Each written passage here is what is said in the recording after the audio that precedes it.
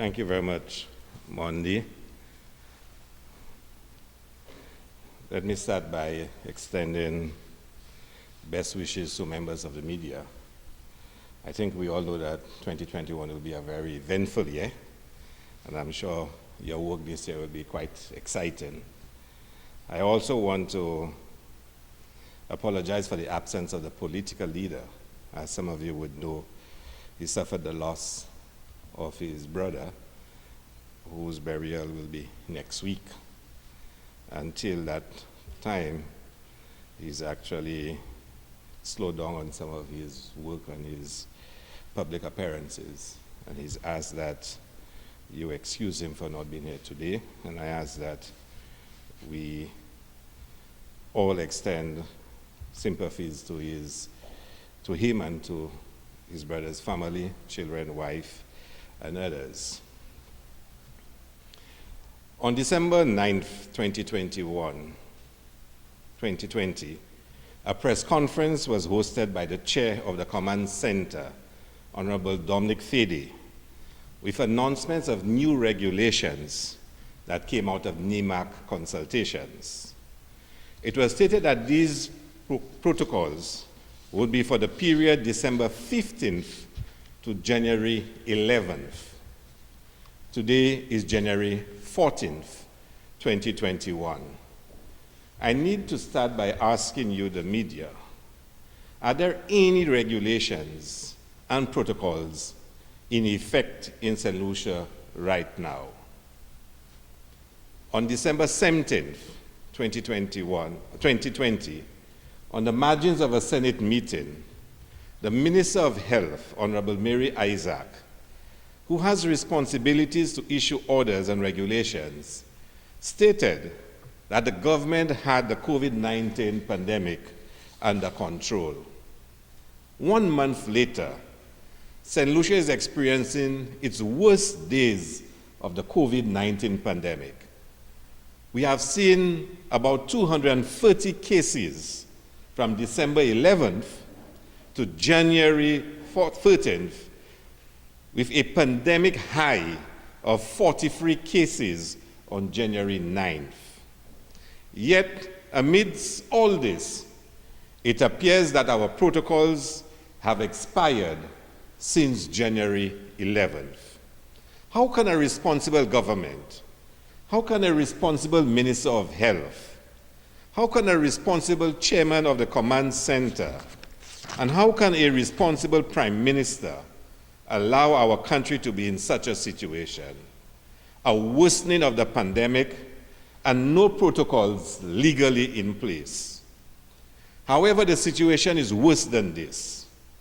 We learned yesterday, January 13th, that a non-national, presumably a visitor from the UK, arrived in St. Lucia on December the 30th and had died on January the 9th. This raises some very serious questions. Why did it take so many days for St. Lucians to be informed of this death from COVID? Did the visitor arrive in St. Lucia already suffering with the effects of COVID-19?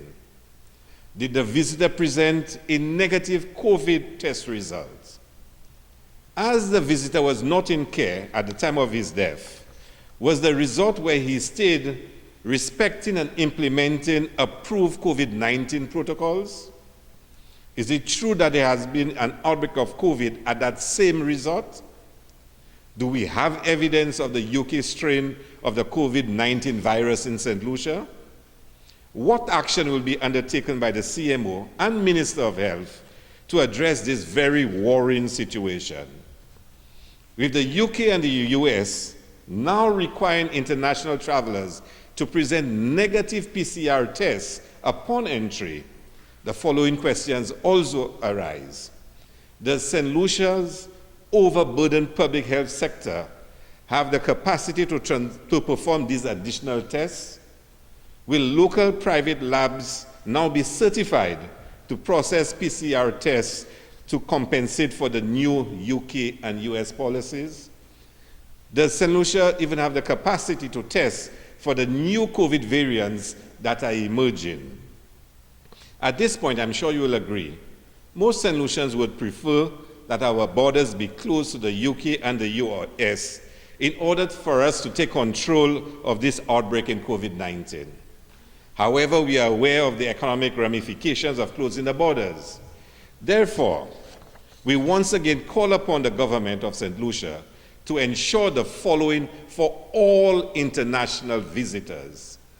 All visitors entering St. Lucia should present a negative PCR. Institute mandatory second testing in St. Lucia. And thirdly, quarantine requirements with daily temperature checks and testing where necessary. Finally, more stringent oversight from the Ministry of Health to ensure that the COVID-19 protocols are adhered to. On Monday, January 11th, the Minister of Education allowed the reopening of schools. In our view, this is incredibly poor timing for the reopening of schools, especially amidst a spike in the number of COVID-19 cases. Reopening of school took place under the following conditions: an increase in international travel during the winter season, new variant of the COVID-19 found in the UK, a major tourism market for St. Lucia, and more movement during the holiday season. Yes, we believe in the Labour Party that children should be in school, but not during a spike which was already occurring when the announcement for the new term was made. There should have been a delay in the reopening of school. We have found out the following, as children and teachers have been asked to go back to school.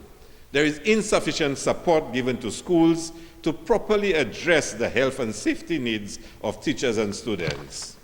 There was a lack of consultation with teachers who know firsthand the experiences dealing with COVID education during COVID-19. Teachers are expected to do temperature checks and sanitize. There was no consultation with early childhood educators. There was no deep cleaning at most schools in St. Lucia. A St. Lucia Labour Party in government would have done the following: using monies which have been borrowed by this government and is essentially being used for election projects. We would have reinstated the laptop program to ensure that every child has a device for online learning. We'd have provided sinks to all schools to allow children to wash their hands as frequently as possible.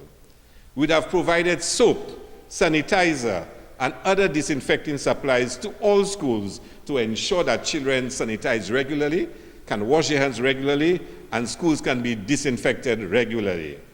We would have provided a health aid to every school. We would have provided special transportation to vulnerable school children, especially those who suffer with asthma and other conditions which make them high risk for contracting the virus.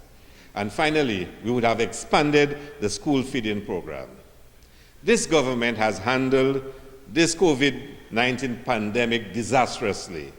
It has failed to put the health and well-being of the people of St. Lucia first and foremost. A St. Lucia Labour Party will put you first. We need the government to be accountable. We need the government to care. Instead, the government seems lost. There seems to be no energy or capability to deal with the COVID-19 pandemic. It is becoming clearer with each passing day that the only immediate solution is the removal of the United Workers' Party from the government of St. Lucia. Thank you very much.